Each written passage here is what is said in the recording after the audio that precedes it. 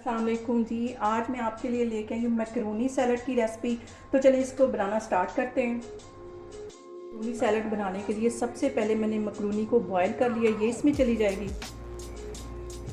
गोभी इसको भी मैंने बिल्कुल बारीक काट लिया था, ये भी इसमें चली जाएगी। और ये टमाटर हैं, इसके मैंने वो जो बीज होते हैं वो निकाल के इसको भी क्यूब्स की शक्ल में काट दिया था, ये भी इसमें चले जाएंगे।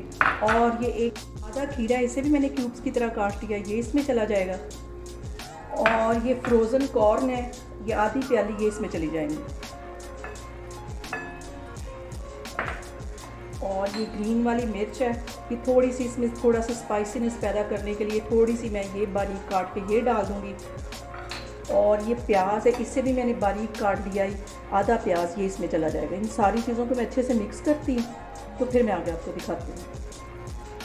यहाँ पे 3 से 4 टेबलस्पून के करीब इसमें मैं ये मायोनीज़ डाल दूँगी। इसको भी इसके साथ मिक्स कर लेना है। ये इसमें ज़रा ज़्यादा जाएगी। और टेबलस्पून के करीब इसमें ये मैं क्रीम डाल दूँगी। आधा टीस्पून इसमें मैं नमक डाल दूँगी और आधा ही टीस्पून इसमें मैं ये पिसी हुई काली मिर्च डाल दूँगी।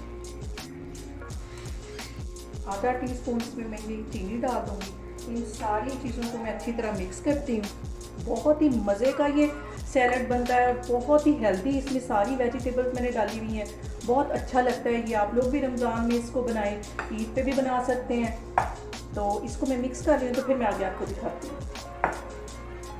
और ये देखें, बहुत मज़े का, बहुत ही कलरफुल सा हमारा मैकरोनी सैलड बन के तैयार हो गया। तो मैं अब आपको डिश आउट करके दिखाती हूँ। देखिए जी, हमारा बहुत ही मज़े का, बहुत ही कलरफुल सा मैकरोनी सैलड बन के तैयार हो गया। आप लोग भी इसको लाजमी ट्राई करें और मुझे कमेंट्स में बताएं कि आपको मेरी रेसिपीज़ कैसी लग गई। इंशाल्लाह ताला मैं एक और वीडियो के साथ आपके सामने आऊँगी। अल्लाह हाफिज़।